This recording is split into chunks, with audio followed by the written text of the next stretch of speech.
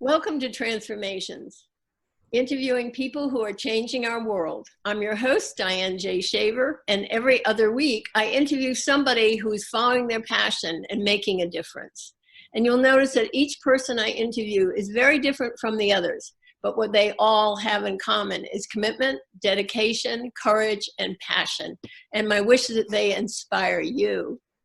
Today, we're focused on how the young are stepping up and having a positive impact, and we see this in many ways.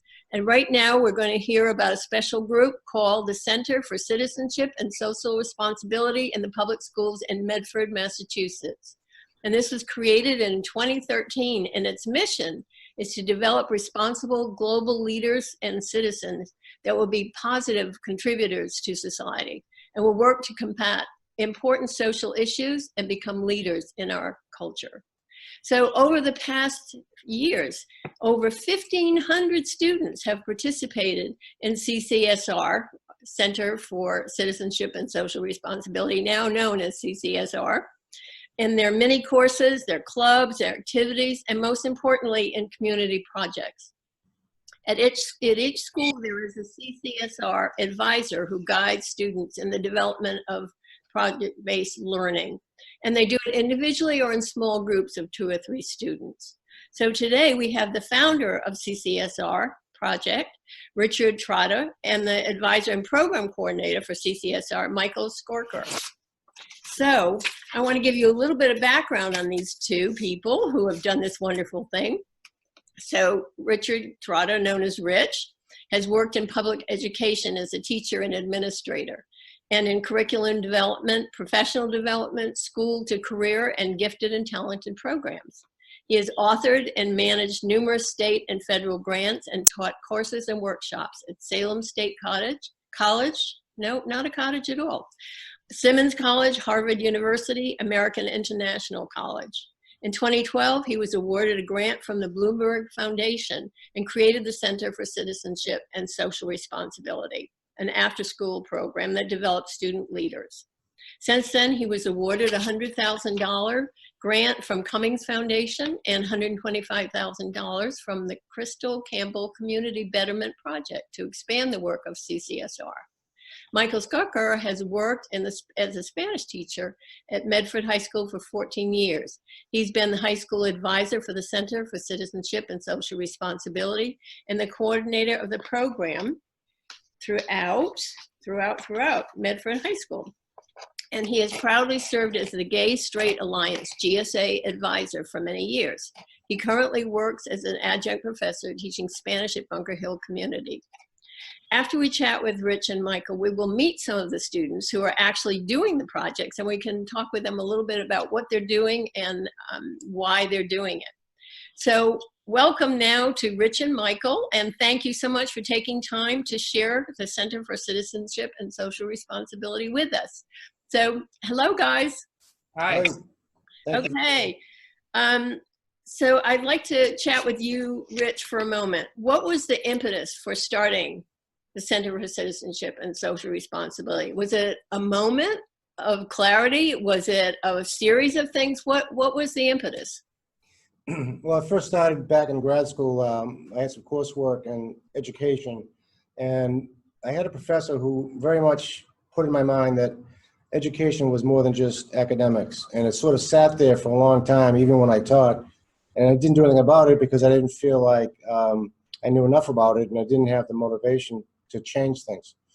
So much later, in around 2010, I had a moment, like an epiphany, where I was driving back from Washington, D.C., and I wanted to get something to listen to, so I picked up audio tape, Emotional Intelligence by Daniel Goldberg, and listened to that program twice driving home.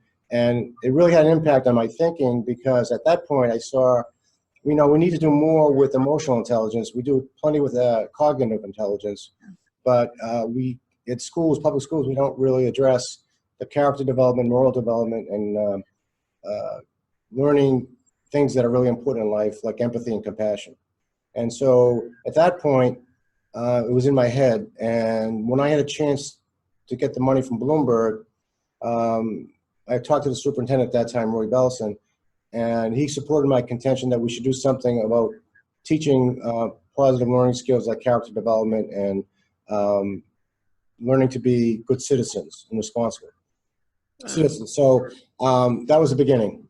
And for 1 year, I did it a bit, and then eventually Michael came along with his group of students at the high school, and we merged together and formed what's now the CCSR. So it was pretty much that one moment where I was driving back from Washington that it really hit me that that's something we needed to do. That's interesting, because everybody I've interviewed, there has been that moment of epiphany, and it probably has culminated in that, but it's that moment. So that's phenomenal. So Michael, you've been the advisor and coordinator of the program. What have you seen as it develops over time, and what changes have you seen in the students? So working with the students is really, it's really been an experience where I feel like I've learned a lot from them as much as they've learned from me. The students, as you know, choose their own projects. They choose something they're passionate about. And I think that because we are not choosing the projects for them, that's why the program is so successful. They're picking something that they really like to do. And the other part of it is that it's a collaborative effort. As you've said, almost all of the projects that are happening right now are happening in groups of, as you said, 2 or 3, and sometimes more than that. And when you give the students that time to be creative, I think that they not only meet your expectations, they significantly exceed them. And for me as the advisor, working with these students is the best time of my day. I can't stress enough that this program is one in which the students are doing these projects after school. And so that passion alone, at the high school, we have 125 students, and they have the passion to make the world a better place. And our hope, Rich and I really believe that, they're going to take that passion even after high school and do great things with it. So for me, this has been the best part of my career, 14 years. And they're bright lights. I always say they light me up like a Christmas tree. It's just a pleasure to work with kids who really want to make the world a better place. And at the high school alone, like I said, we have 125 students that are doing that right now. But I can see from the energy that you both have why the students are doing so well, because they have such a positive person behind them, somebody who really wants that for them and who respects them. So I see that you are giving the students an inordinate amount of respect that they usually don't get in school. So that's part of it, I'm sure. And the passion in both of you is another piece of it. And it also strikes me that our hope for the future really is going to come for some of the young people that are there now. I mean, I think about the Parkland group. I think about Greta Thunberg in Germany, and the school strike for climate that happened in so many cities. And now your program. So what's your opinion about that? How do you see these young people stepping up and making real changes, not just at the high school level, but beyond? What do you see, both of you? Well, for me, I think the students are now learning that they have power and they have a voice. And what happens around them affects them, whether it's violence, climate, prejudice. They now see that they can do something about it. And once you give students that power, they can come forward and try to have a voice, and they do. And we meet with them, and I tell them they're more powerful than we are. They are a very powerful force that people will listen to because they're the future. And so, to me, it's a good thing that all the young people are coming forward and fighting for what they think should be the world the way it should be, and not a world that exists the way it is necessarily. And you don't have to accept things. You can try to change them by doing certain things that are good, protesting or making their opinions known. That's a very powerful thing that you just said. And what I see right now in a lot of adults is that a lot of people have given up hope. And I think one of the things that you touched on that people need to be aware of what power really is. Power is not wealth. It's not position. It is really a commitment, a passion, a belief. And I see you guys doing that with these students. And right now we need them. desperately really need what they're doing. And one of the things that you talked about, Rich, was the social emotional learning and how that's key for education, but it's not present in most schools. I'm in South Carolina, and we have a lot to learn from you guys because our school system is not very good, to be blunt about it. So what is social emotional learning, and how does it impact students? Social emotional learning is understanding of certain types of beliefs and philosophies and commitments that they learn that there's more that they can do to help the world and make the world a better place. And those are the characteristics that we try to teach, like compassion, empathy, communication skills, leadership skills. That's the learning that goes hand in hand with academic learning, which gives you the total picture of a student or a person who can help make the world a better place. And so that whole aspect of learning is important in terms of character development. I also think that students need to feel that they are being supported and that there's somebody there that cares about them. That's a big part of our program, is that we have an advisor at every single school that oversees the projects of the students. And when students feel that they're genuinely cared about, that somebody actually is really concerned with who they are as a person, getting to know who they are, that's a big part of our program. And after school, we have these advisors that work countless hours and making sure that not only are the projects done, but that they're really getting to know the students and really showing them that they matter and that everything they're doing really matters. So for that reason, I think that this program is successful. Do you think that the things that you've just said, both of you, are present in most schools? I would probably differ and say that I haven't seen that. What do you think? Well, one of the things I do was outreach, and in Massachusetts, there's a movement to do SEL learning in the schools, and I'm on an advisory committee to try to promote that, making it somewhat of a requirement. So there is some movement in Massachusetts, but in terms of actual programs that are formal programs, there aren't that many in Massachusetts or anywhere else that I know of. Right. And so that's why this program was designed as an after-school activity, because to get into the actual school day is very difficult with all the requirements for academics and testing and all that sort of thing.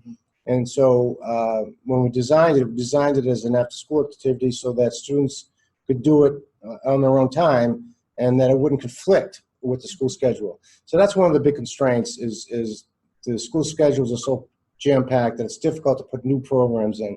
And the other part of that is when you put a new program in the school day, it impacts teachers, and teachers are basically overwhelmed with their own work. To have them include another segment that they have to do is unfair and a burden. So we believe, Mike and I both believe, that we should integrate into the classroom also, but realistically, it makes a lot more sense to try or do it as an after-school project first, and then gradually, as the program grows and becomes more successful, build it into some of the school schedules as you can.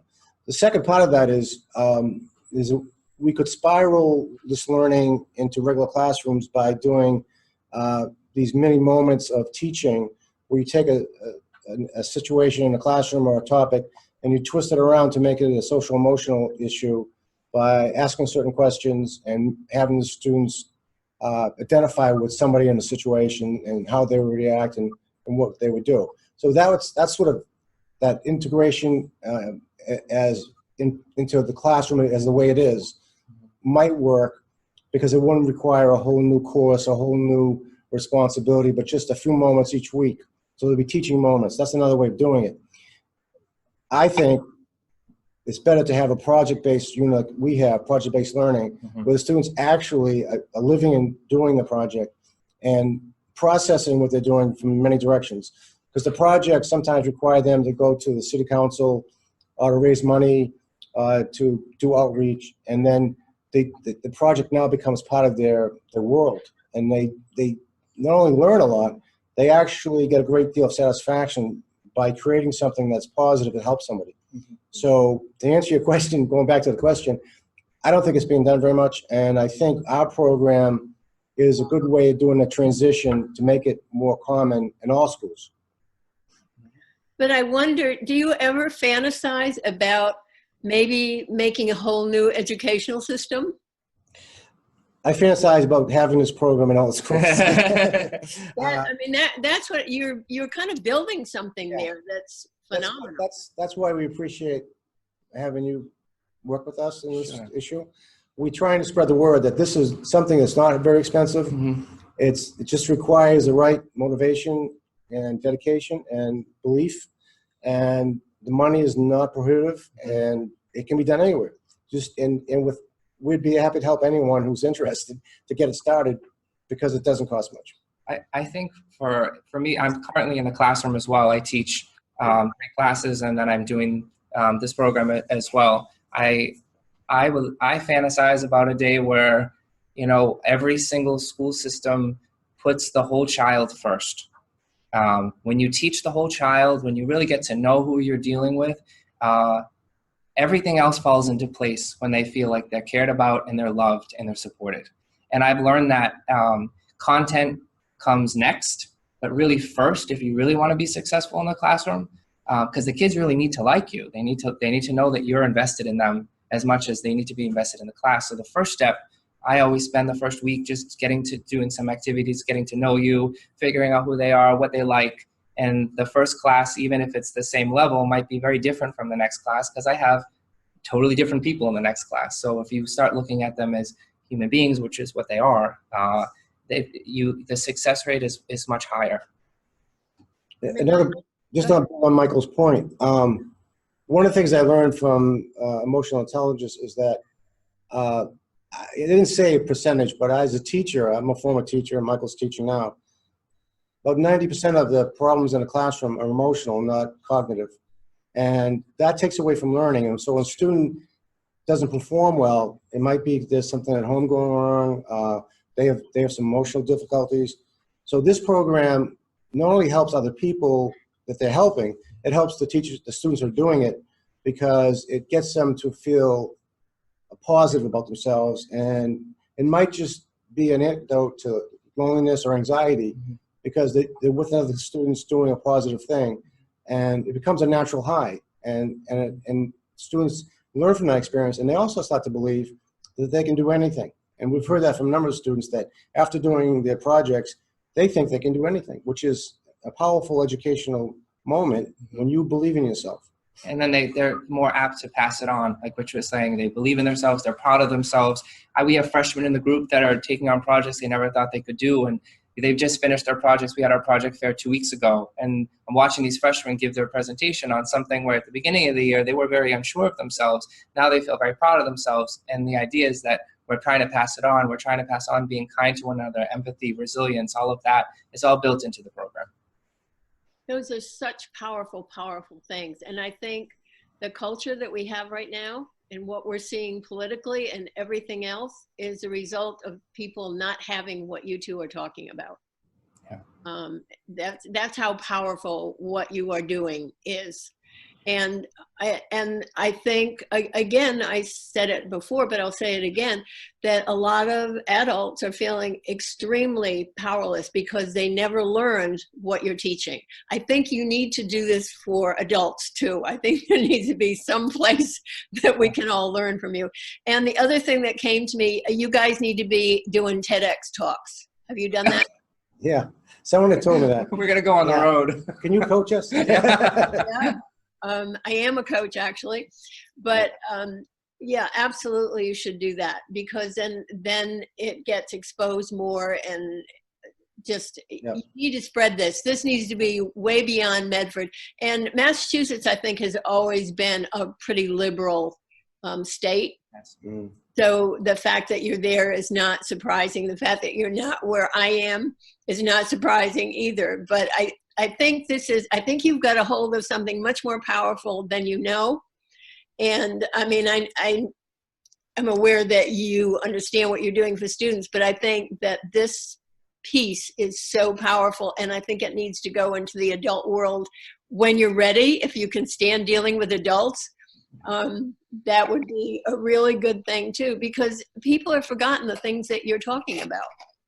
Yeah, I mean, let's face it, people get caught up in their own lives and they're worried about making money or raising a family, and they lose sight of the fact that we're all here to help each other. You know, humans are humans, and we owe it to each other to make sure no one is being discriminated against, hurt, or punished for no reason. And it only makes the world a better place if people help each other. And you're right. I totally agree that we need this much more often in more places, including adults too. Yeah. So start thinking about that. And I don't want you to get overwhelmed, but just start thinking how this can expand, because again, I think you have a hold of something that you don't even realize how huge it is yet. So let me ask you, what is your vision right now for this program? I mean, we would really like to have the program in as many schools as possible. We're trying to, I think the model, we've sort of built the model. We started at the high school and we made sure that it worked at the high school. And now we started with 18 students at the high school. Now we're up to 125. When we proved that that model was successful, then we rolled it out to the middle schools and the elementary schools. And so this year we're in every single school in the district. I think that now that we have the model down, I think we're ready to sort of bring it to as many schools as we can. Yeah, and one of the things that's really been wonderful is this project, the 3D crosswalk, has sort of spurred the interest in our program. You know, we've been trying to get something out there. I'm constantly contacting media sources, celebrities to be a voice for us. Because we need a voice, somebody who will attract attention, and it could be an athlete, an actor, a politician, a poet. By the way, Richard Blanco is coming out next year to talk to the students.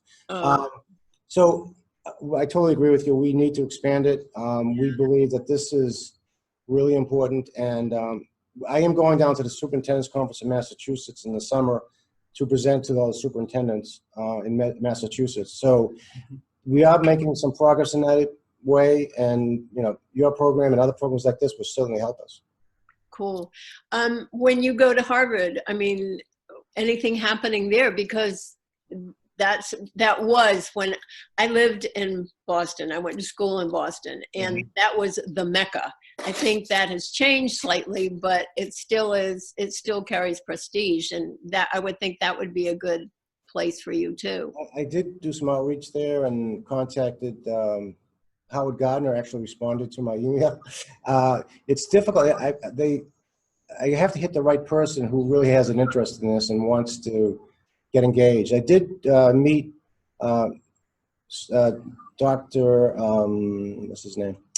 His brother, Deepak Chopra. Dr. Chopra's, it's not Deepak, but his brother, Sanjay. Yeah. Sanjay Chopra, who's a Harvard professor and a medical surgeon, is interested in the program. He's coming out next month to speak to the students. So we have that connection, and I'm going to try to get him to give me more networking type things going on with Harvard. We also have a close connection to Tufts. Yeah. Because Tufts has the Tisch School Community Service. Right. So we have some interns from Tufts that are working with us. So we're trying to get the academic world involved also. In BU, there's a program that's similar to ours that they run at BU grad school. So we're checking. I'm real outreaching there. Michael does most of the work, interior work. I'm out there trying to get the word spread and get us connections and get us on some voice for us. Yeah. Because like you, we believe this is really powerful and very important. It is very powerful. Yeah.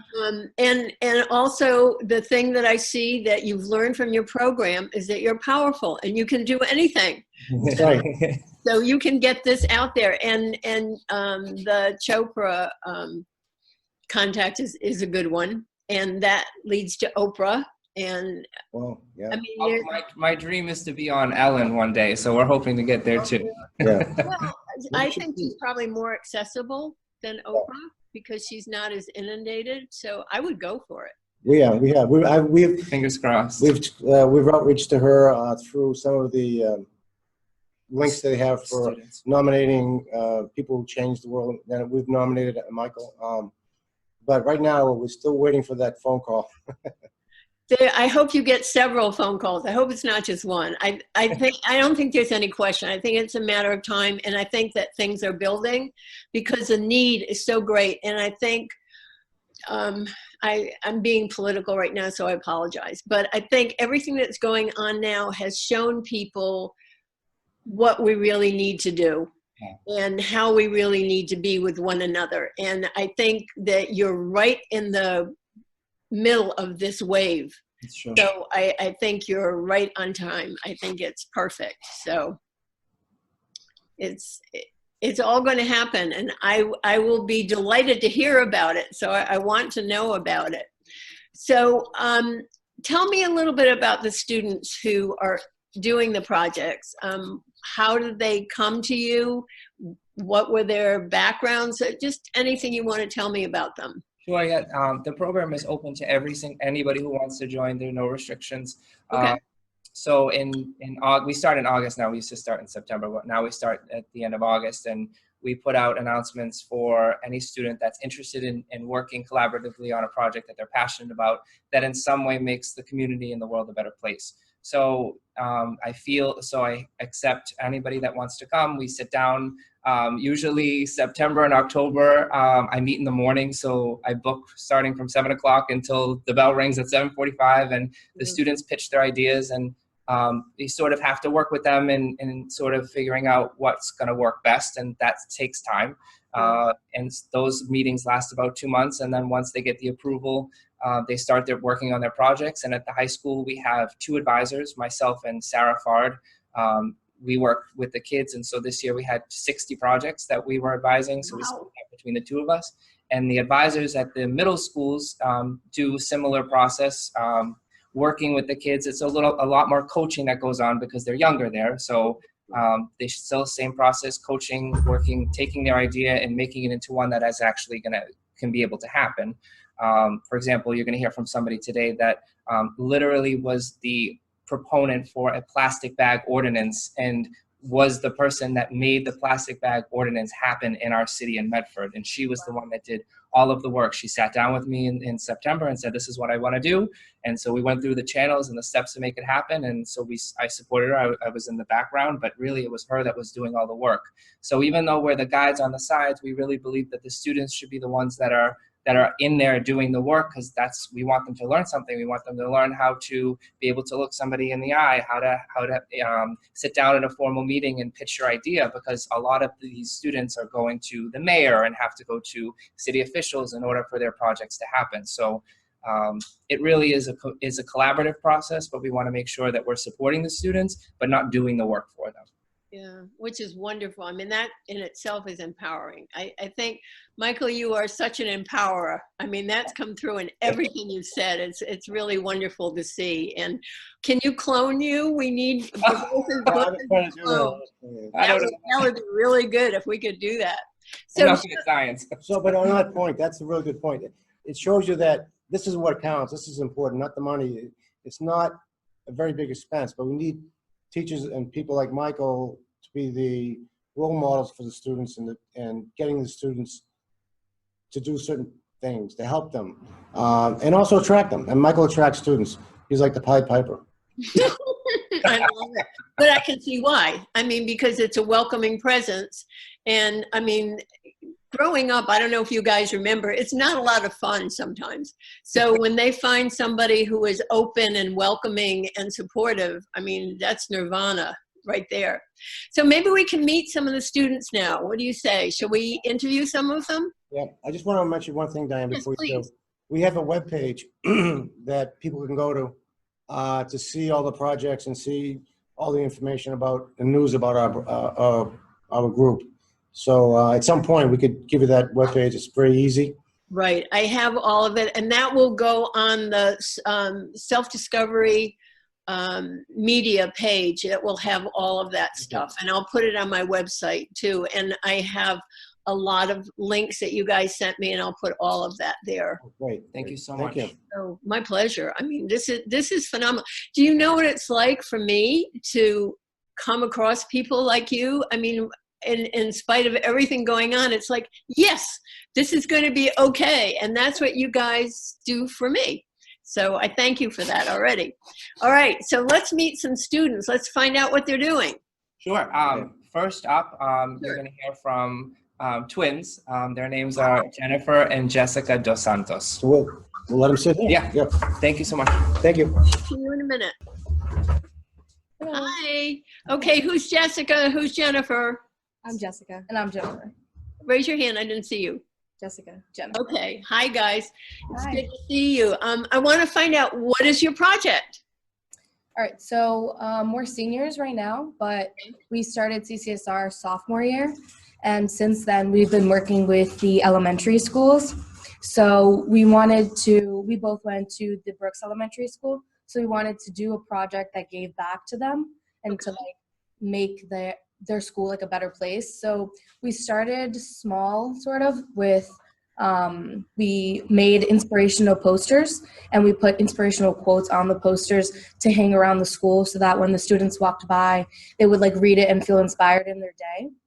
And then we moved on to a bigger project at the Brooks Elementary where we worked with the art teacher to make a, like we call it the planets on the playground. So we used the solar system as a theme and we painted the planets on the playground. So there was already an Earth there. And then we made a rocket ship coming out with a bunch of pathways leading to the different planets with the names of the planets so that the kids could like follow the path and they could like interact with it, but also learn about the solar system. And we wanted that to be like, inspire them to sort of like look into the STEM fields later on in their life. And maybe that could be like a pathway for them to get there. And then this year, which is, we expanded into the Columbus Elementary School. And so right now we are, during the winter and all those months, we were planning it because we're also going to paint on their playground. And so we met up with the principal and the art teacher of the Columbus, and they needed help in the math field, in the math subject. So we decided along with the principal to paint a large multiplication table on their playground, so then maybe they could like make up their own type of games or like practice their math, their multiplication problems. And so right now we're planning on painting at the end of this month. And so we're going to go there along with the students who are in the CCSR club at Columbus. So we can be like an interactive thing where we work with the smaller children so they can also feel as if they're a part of the community. And so we're going to do that at the end of this month. And then it's going to be a big multiplication table. And also we're going to do a couple like colorful designs so it's not so like just cement everywhere. Right. And it can be a fun, colorful environment for them. Cool. So why do you care about these kids? So me personally, I remember going to the Brooks School, and I just remember how the teachers were always so nice and how they were caring and they cared about us. So Right. Me personally, I decided when I heard about this club and I was thinking about something to do, I thought that it would be fun to just go there and show them how even when you get older, you can also help others, like people are helping you. And I thought that was just going to be like something fun to do. And then I would be able to see my old teachers and see how they were doing. Cool. Go ahead. As for me, for the planets on the playground, I wanted to like make a space where the kids could like see, like have fun on the playground. Like there was already like a Foursquare and hopscotch and things, but making the playground floor so colorful with all the colors, it really made it a place where the kids could feel like included and an interactive space for them. Cool. You guys are really impressive. I just have to say. So has this changed you at all doing these things? Well, I definitely think so. I think our leadership skills have been more defined, or like we've been in more of a practice with the leadership skills because we've had to email the principal and the different heads of the departments to set up all of the things that we needed to do. And we've also, for this project particularly, we had to reach out to we decided to reach out to one of the painting companies, the hardware Cool. local business, so we could get paints that were donated, so we could do this project at the Columbus. So I feel like we definitely learned more about the communicational skills Yeah. that we'll be able to use when we go off to college and beyond that too. Wow. So do you see yourself doing more projects before you leave the school? I think we're gonna stick to the ones we're already doing because It's a lot. yeah, we still have to paint at the Columbus and then finish up at the Brooks. And after that, there's going to be like a ribbon cutting ceremony to like show it. But I think for right now, that's all we're going to do for now. That's a lot. It's like it's nothing. So thank you so much. You guys are so impressive. First of all, I want to say that the way you present yourselves and the way you talked about your project is very professional. So I just want to tell you, good job all the way around. Thank you so much. Thank you. It was nice to meet you. Thank you. You as well. Bye. Bye-bye, honey. Hi, it's Michael again. Hi, Michael again. Hi, I'm gonna introduce the next student. His name is Marco Mckelleny. Hello. Hey, Michael. How are you doing? Good. How are you? I'm good. Tell me, what project are you involved in? So I'm involved in two major projects. Okay. So my first project is the Oxfam Hunger Banquet. Mhm. So basically what the Hunger Banquet is it's basically a simulation of the struggles of the lower class. So there's a $5 entry fee. We host it at a church. And basically what happens is somebody picks out of a lottery. As people come in, they pick out of a lottery. And that chooses what role they're going to be, whether they're going to be lower, middle, or upper class. And depending on what class you are is the type of food you'll get. So if you're in the higher class, you're going to get, a steak with like green beans and like ice cold water. If you're in the lower class, though, you're going to get something like rice and beans. And obviously, there's less people that are going to get in the higher class Right. because in general, there's not as many people within the higher class. And it's expensive too. Let's not leave that out. Yes. Yes. And basically, the point of the project is to show food insecurity within the lower class and how people, and the middle class as well, how people within the middle and the lower class deal with everyday life. Obviously, it's specifically on food. Right. So, and then my second project is a soccer charity tournament. Okay. And basically, this was an idea at first that I thought of in Mr. Skarker's class to try to bring the community together with the sport that I love, as well as my friends that helped me do this project. But we also found a great cause for it. So obviously, you had to pay an entry to enter a team into the tournament, and all the funds go towards an Ethiopian village where they're lacking a water treatment system. So our plan is to have a service trip up to that Ethiopian village in order to implement that system there. Wow, that's pretty impressive. That's pretty wonderful.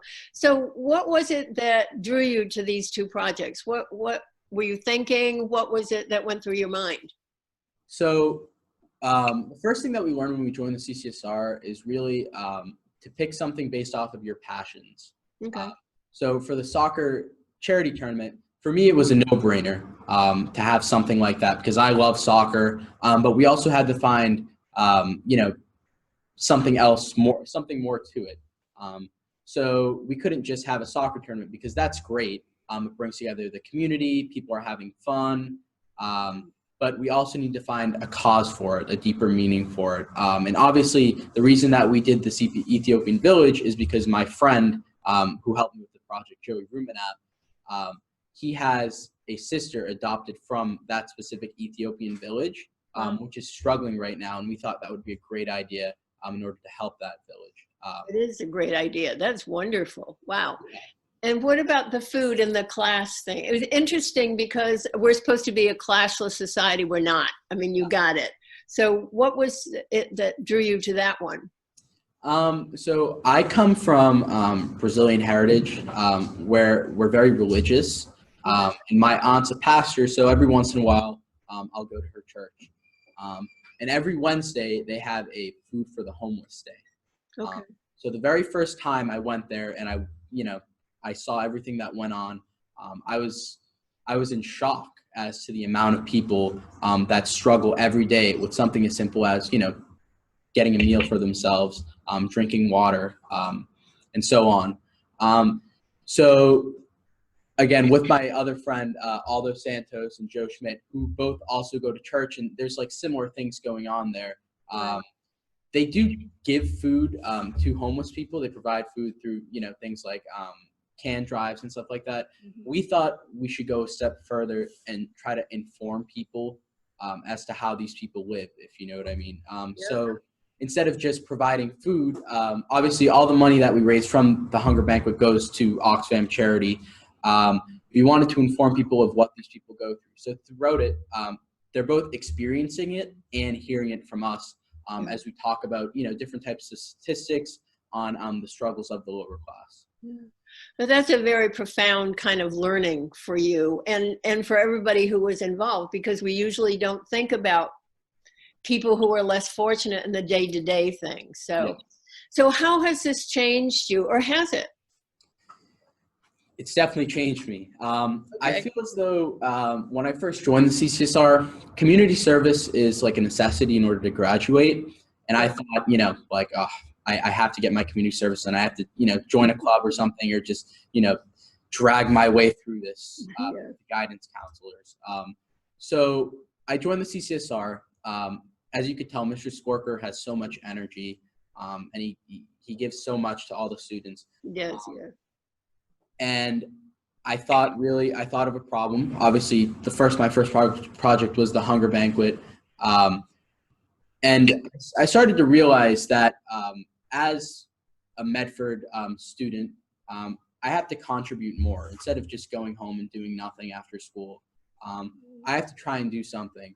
And as these projects went on, you really feel a type of fulfillment that I felt when I saw at my aunt's church with them giving food to these homeless people, and I wanted to experience the same thing myself again, but through, myself and my peers taking the initiative of, creating a project like that. So I guess in all, it's definitely changed me for the better, and going off to college as a senior, I hope that I sort of left my mark in trying to help the Medford community a little more. Do you think it's going to impact your future and what you do in your future? So I'm actually going into education, and I think the CCSR is a big reason as to why. I really saw, a great role model in somebody like Mr. Skarker as to how you can help people. And I think going into education and into the school system is a great way and a great platform in order to help both students and adults like you guys were talking about. Sure. That's wonderful. Thank you so much. That's really impressive. And I'm delighted for you that you did it, and you will change lives by doing what you did. Thank you. Okay. So next up we have another fellow senior, John and Tapa. Okay, good. Thanks for the intro. Hello. Hey, how are you doing? I'm good. You? I'm doing really good. Now, after meeting you guys, I'm doing great. So tell me about your project. So my project is Project Little Library, which is pretty self-explanatory in the title. There are a lot of them around Medford, but they're pretty predominant in South and pretty much West Medford. And I live up in the Heights and North. Okay. So they're not really around there. And there's a pond near there. So what I wanted to do was sort of put more in the area because it's really densely populated, with the Roberts School being nearby. Okay. Which is also a member of the CCSR community as of last year, I want to say. Cool. So sort of being able to have a project that, one, is in walking distance of the Roberts Elementary School, and having students who are trying to look for projects and do, right, setting a baseline of, oh, we can do this as well, and help maintain them and make more if necessary, take measurements off the original. Okay, so walk me through it. Walk me through what you did. So what I did was I started out by designing and sort of taking reference photos from other libraries. There's one in front of the Columbus Elementary School. Okay. There's one in front of City Hall, which were sort of the two that I took general ideas from. Okay. And looked around my house, found some books, and tried to fit them. And then I happen to work at a hardware store, which helps with some of the other CCSR projects. And they directed me towards Fabrizio Wood Products, which is in Somerville, Somerville Everett area. And they actually generously donated a lot of the lumber that went towards it. So then it was getting the measurements down and sort of going from there, because what I liked about doing this project as going into college next year as an industrial design major, sort of learning new skills and how to do certain forms of carpentry and other things that I had to learn for this project. So it was all a learning process and sort of taking it one step at a time and looking at reference photos and outsourcing. And that outsourcing was a huge part. And talk about that a little bit. So the outsourcing sort of, I want to say happened by accident, but it was a happy accident. Most of those things are. Yeah. What happened was I started at one place that I knew, which was Modern Hardware, and they directed me towards Fabrizio Wood Products, who then directed me back and then directed me to Blank's Trophy and Revere. So what was cool about the project was that all the materials were bought from family-owned businesses in Medford, Revere, and Everett. Cool. So anything and donated by other businesses. My father's a painter. He was able to donate some of the paint and some of the roofing material. And Modern donated the plaques that came from Blank's Trophy. So the money went to them. The grant was outsourced from Tufts, the Tufts Community Neighborhood Fund. And so it was sort of a local college supporting other local businesses with a local community. So you had to go around to a lot of businesses and do a lot of fast talking, right? Oh, it was fun though. It was a good time. Yeah, I mean, I think people want to help, and it's getting out there and making the contact. So I'm not quite getting all of it. So explain to me, so you made these libraries? Yeah. Okay, So what was the structure like? How big? All of that stuff. Tell me that. It's a little under 2 feet tall. Okay. It's got a plexiglass door in the front, so you can see into it. Cool. It also has a solar light on the roof, so you can see into it on darker days. Basically, you just walk up to it, then you take a book. Yeah. Or leave one if you're looking to get rid of some. People do during spring cleaning, or if they're moving. Sure. They just put one in if there's space, take one if they want one, or take as many as they want. There's a pond in walking distance from the original one, which will be going up in the next couple of weeks. So a lot of people take walks there. There's some benches there. They can walk over, take one, go, and if they like it, they keep it, give it to someone else, or put it in another one. How many did you do? Right now, only one, due to just how everything went down with grants, and we were lucky to get the Tufts grant. That's enough. That's a lot. I mean, what you did and how you put it together is pretty impressive. Well, thank you. No, it is. It is. And it was a lot of things. I mean, it was the physical, technical stuff, but also going out and making the contacts and doing all that. So that's quite wonderful. Congrats. Thank you.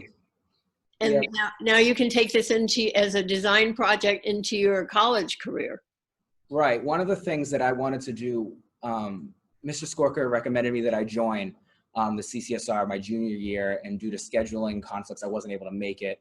And so this year as a senior, I was luckily able to get in early and do it. Cool. And one of the big things I wanted to make sure I did going into an industrial design major was to make sure that I was able to work with industrial community engagement and make sure that it was affecting the city and affecting my peers and doing all that I could do. Wow. And you did. Thank you. Hopefully. That's wonderful. Thank you so much. I appreciate that. Thank Congrats. you. So I'm going to introduce one more group. It's Louisa Barboza, Sarah Alcalindi, I'm sorry, and Rubia Fernandez. Thank you. Hello. Hi. Hi. Hi, how are you? Good. Cool. So tell me about your project. Yeah. So we chose to do a festival in Medford. So it's called Medford's Diversity Day, and we started it last year. All three of us were in Mr. Skarker's class called Diversity and Community Enrichment. Yeah. And I personally took notice that the cities surrounding us, like Somerville and Cambridge, had a lot of similar festivals to celebrate the diversity, and it felt as if Medford didn't have something like that, a cultural festival. So that's why I wanted to pursue this particular project. And it's a yearly event. We're currently still planning the 2019 event. Cool. So we're like kind of on the home stretch of that. So tell me about it. What happens in this? Yeah. What is it for? How does it work? Who's involved? Give me the lowdown. Like she said, we started in the classroom with Skarker, and originally it was just me, like the three of us. It was three of us, working on the project with the diversity and inclusion director of Medford at City Hall. Sure. And because he was the one who kind of like brought up the idea of like having some sort of festival, talking about like showing diversity, and then we kind of really like thought about it, like because for us, like we are all Brazilian, so like our culture, like there's always something going on. There's always some party that like we go to, and like we end up You lucky people. And we just like we thought like we wanted something like that for Medford, so we kind of talked to Neil about it, and Neil was like he was on board. He was like, I will help you guys. I think it'd be great. So we kind of just started off there, and it was originally just the four of us working on the project, and then we got to talk to the mayor about it. The mayor loved the idea. She approved, like she said that she was on board with it. She helped us like talk to organizations that would want to be there, because really what we did for the festival was we reached out to different organizations to have tables at the festival to talk about the diversity and what they do to showcase diversity in Medford. And then we try to get food, different kinds of food for whatever culture. And then we also try to get performances of different cultures. So we try to get singers, we try to get some dancing groups, and all sort of things. And Neil really helped us with all of that. And I mean, the mayor as well, she helped. And we also had the help from Allie Fisk, who she works at City Hall, where she helped us really like get the inclusion for people with disabilities, with getting a Moby mat, which is for them to go onto the grass and everything so that they could see all of the tables. And I think it was just, we thought of like so much that we wanted to put into this, and it really came true for us, even though it was raining that day and on our rain dates. So yeah. Oh, wow. So one has already taken place, but you're going to do another one. Am I understanding it correctly? So the festival itself is every year. We're trying to implant it so that it's every year. Okay. And yeah, last year was our first year running it. Congratulations. Wow. So that has so many moving parts. I mean, it's incredible, because between the physical space that you need and the entertainment and the food and the tables and all of this stuff, it was a lot to think about. It really was, and this year we actually had more help because we have more adults who want to get involved, especially the South Medford group. So it's going to be in a bigger location with more tables and more people. So our hope is to really reach out to all of Medford and really celebrate the diversity regardless of culture, religion, or disability. So how many people usually come to your events? So last year, because of the rain, we only had, I would say, 40-ish, 30-ish. And it was mostly the people who were working the fair with us. But it's the first time. That's how it is. I mean, it just is how it is. This year, we're hoping for over 100. Cool. So how are you getting the word out? What are you doing to get the word out? So our main, we're using the websites, the Facebook pages of the city and CCSR. We're also using Backpack Express. So the flyers will go out through all the students as well, through all the CCSR schools involved. And we're just gonna we have our flyer putting up at the park, our banner up at the park, so people who drive by can see it too. Also, a lot of the South Medford parents that have been helping us have been spreading the word, going to businesses, asking, can we put this poster up? Can we put this flyer up so that people could see it? And they've been incredibly generous helping us with this project. Well, they're impressed. That's a big project. I mean, that's very impressive. That's pretty incredible. And I like that it's going to be. So are you seniors? Is that what you said? Yeah, so we're all seniors, and I found a friend of mine who's currently a junior, and she's really interested in taking over the project. Yeah. So we kind of have a strong baseline now, which is kind of what we've been working on for the past 2 years. And it's really just a matter of passing it down, because we've done a lot of heavy work, and now it's just a basic guideline that you got to just repeat every year. So we're really glad that we found somebody to take over the project, that it continues for years and years on, even though we will no longer be students here at Medford High. Cool. Have you put together a book that has all the guidelines and what you do and all that stuff so you can give it to somebody? No, not really. What we do, Tell me. through a spreadsheet, and Good. share an email all together. So whenever one person gets an email, the other one gets the email.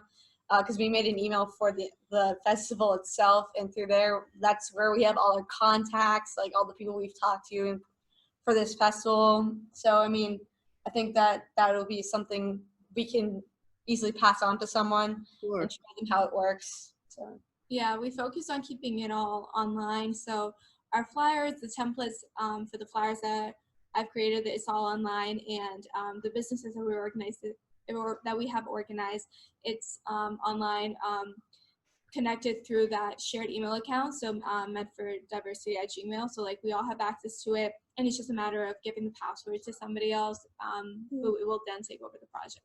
Cool. So has this changed any of you or all of you in any way doing this project? I think that we've definitely changed. It was a lot of reaching out to people and being able to present your project and being able to connect with new people. And I think that we've all learned to just not be afraid to ask for help or ask for donations or ask for ideas and help us develop our whole project. So I think we've learned a lot. I'm going to ask each one of you. So you have to keep answering. Oh, okay. For me, it definitely has changed just how I see the world and working in the city. So this isn't my only project, but this project, I've just been able to connect to so many different people and learn what their organizations did, organizations that I didn't know existed, but like Neil Osborne, the director of the Office of Diversity and Inclusion, I've been able to learn so much from him and just connect to a lot of different people in the Medford community that do want to see a project out like this, and they do want to support students like us. Yeah, it definitely changed my life. I mean, CCSR itself has changed my life. So for the better, for sure. I mean, this project itself, I got to meet so many people at the first festival, even though it rained, there were people there, and I got to meet them, and they thanked us, and it was a great moment for me, because I mean, a complete random stranger walking up to me and being like, thank you, you did a great job. And to think just because I created this, something that started so small with an idea to grow so big, that impacted other people's lives, was really life-changing for me. Yeah, it is. And I mean, going forward, it's going to be something that you take with you. Now you know you have power, and now you know you can create anything. So congratulations, ladies, and much success in this great next one, and for whatever else you do in the future. Thank you so much. Thank you. Yeah, so now we're going to continue on to the final project that we're going to talk about, which is my project. So like Mr. Skarker said earlier, I was the person who brought forward the thin film plastic bag ordinance here in Medford. Oh, yeah. So just a little background of it. I just noticed that the cities around us had been enacting these kinds of ordinances, and I kind of wanted Medford to do something similar. So more than a year ago, I started an online petition and got over 600 signatures in the span of 2 months. So with that information, I was working closely with another student I was working closely with another teacher named Curtis Student, and he really helped me get connected with the Medford City Council and get a kind of time slot in which I could present this to the council. So after presenting it to them with a whole bunch of information, and a lot of letters from organizations that supported it as well, then the council moved forward with it to draft. So they voted unanimously to draft the ordinance, and then it was about 8 months in gathering information to come up with an initial draft, and then after so many meetings and so many voting that happened, it's actually got passed. So it recently got signed by the mayor 2 months ago, and it goes into effect in July. Wow, a big congrats to you, because that is a huge, huge, huge problem. I interview people in Australia and other places that are cleaning out plastics, and those bags, by the way, kill sea life, and it takes X number of months for a turtle, a sea turtle, for instance, to decompose, and then it releases a plastic bag again, and another animal can ingest it. So what you did is very powerful. So I thank you for that. Thank you. And recently, there's going to be a new project coming up as well to get rid of polystyrene. So we're hoping on which is a foam ban. So we're kind of I'm really happy to see that Medford is like moving forward, because we do have the Middlesex Reservation, which is right next to our school, and it covers, and it's like the biggest forest in the area. So it's like a protected reserve, and then just having Medford, in which the fells is partially in, be protective of their environment, then I think it's just great. Wow, that is so wonderful. And I mean, you guys, I don't know if you understand that you have impact, and everything that you've done, and all the other students I talked with, you have impact, and it's a wonderful, wonderful thing. So I thank you so much for everything you're doing, and I can't wait to hear what you do going forward. Thank you so much. And for expressing interest in interviewing kind of our projects and getting to know a little bit more about the CCSR. Yeah, I mean, this is wonderful. I also help write an Echo newsletter, so all of this is going to go in the newsletter, and we'll talk about your projects and all of those things too. So it will be on YouTube and Podbean, Self-Discovery Media on my website, a whole bunch of other places. LinkedIn will have the link to this too, so it will get out there. So thank you, ladies. Thank you. And I'll get back and talk to Michael and Rich again, if I may.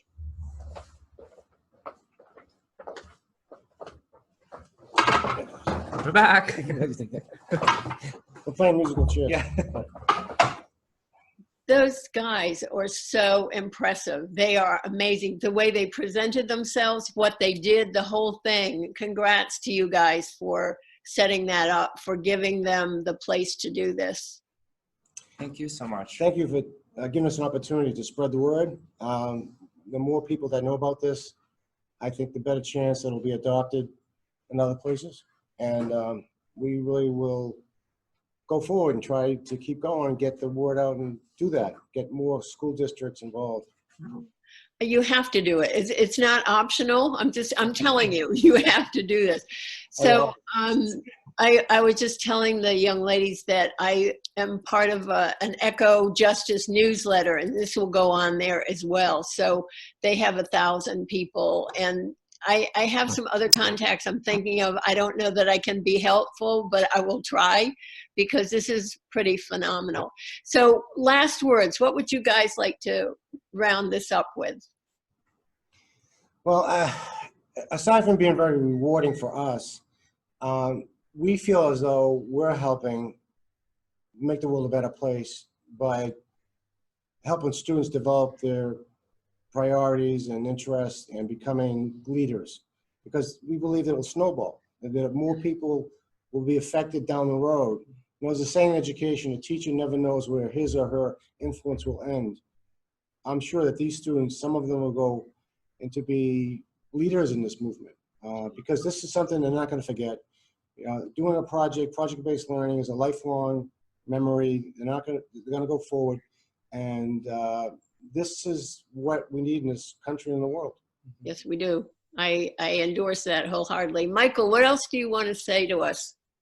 No, I was listening to Rich, and then I'm thinking about when I go home and I watch the news and I see all these awful things on the news, and then I go to work and I am, every single day, I am so impressed by the students here that take the time to really not only get to know one another and get to know the teachers, but really just have this passion to do good and, to make the world a better place. And they take the time out of their after school, when they're after 6 classes, they're with me and they're working on projects and they're asking for help.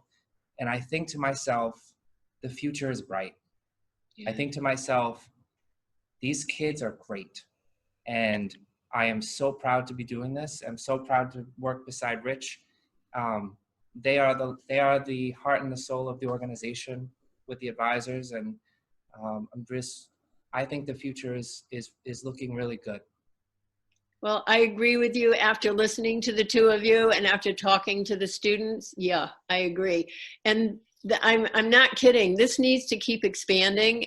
Anything I can do, I will do. I have some contacts, we'll see. But you guys are doing well on your own and you're making the right contacts. You have to keep going with this because this is much bigger than you think. And it is so needed. I can't even begin to say. I mean, Michael, what you said about the news and all of that stuff, I share that with you. And that's why I do what I do, because I get to talk to people like you who are making a difference, who care, who have a passion and have a respect for life and for humans. So thank you so much, all of you. And I will sign up. You have a newsletter or something I can sign up for? Because I want to hear what happens next. The closest thing we have is our webpage, which gets updated. Okay, I will do that. And also on that webpage, you can see all the other 58 projects at the high school. There are other projects just as impressive that we couldn't bring forward today. But I urge people to check the website out because it has a great deal of information about what's going on. And like I said, we have a student who does the webpage. Yeah. So one of our leaders updates it every week. Every single week. Every single week. So wow. I was just going to say that too, just to echo what Rich is saying, like we believe that the students, this is really a student-led organization. We're here on the side, but like that website is done by a student. Obviously, we have a moderator. The Facebook is done by a student. Our Instagram page is done by a student. So we welcome you to follow our pages. I will. We share all of our projects and all of our news on our pages. Yeah, I can't wait to hear more. So thank you guys so much. Again, you don't know what this does for me. I mean, it restores my faith. It gives me hope. It's a lot. So I thank you so much. I know that you will be successful. I can wish you success, but you don't need it. And this is going to keep going. So thank you again for doing this. I so appreciate it. And I will send you, when this is done, I will send it to you as well. We want to thank you for, as we say, making the world a better place. Yeah. We're all in there together doing it. Thank you so much. Bye-bye. Thank you very much. Bye-bye. Okay, so. That was the end of the tape. Oh, okay. Okay. Bye, guys. You can go now. We dismissed? All right. Thank you so much for the opportunity. Class is dismissed. Yeah. Okay, thanks. All right. Bye-bye. Bye-bye. All right, check it out. So thank you all so much for being a part of Transformations and meeting all these wonderful people. I'm so grateful for everyone who appears on Transformations and interviewing people who are changing our world. And thank you for being a part of it by watching it. And hopefully this will inspire you to do whatever it is in you to make this a better world, because we all have the power.